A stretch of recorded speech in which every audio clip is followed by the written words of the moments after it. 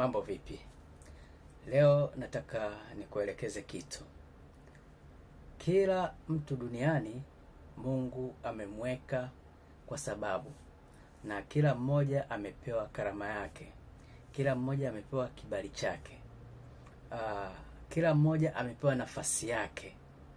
Sasa wengi tunapoteza nafasi zetu kwa kutokujua kwamba hii ndio nafasi yangu sasa. Umeona?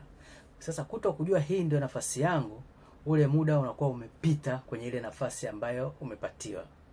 Na ukipita ule, ili ije kurudia mara ya pili, inatakiwa usumbuke sana, utumie nguvu za ziada ili ule wakati uje ukupitie tena. Kwa hiyo hapo ndo tunafeli.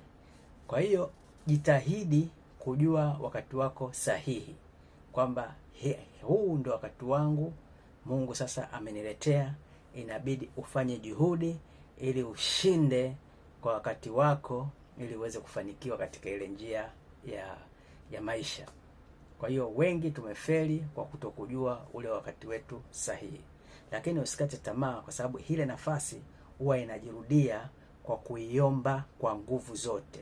Yaani inatakiwa uombe kwa nguvu zote, kwa sababu ile nafasi ilikupita ukawa ukujua. Na hukujua kwa sababu vitu vingi umshirikishi Mungu. Lakini ukimshirikisha, basi utajua hii sasa ndio nafasi yangu. Mimi pia nimefeli kwa kutokujua kwamba nafasi yangu nilipewa, lakini nikaichezea.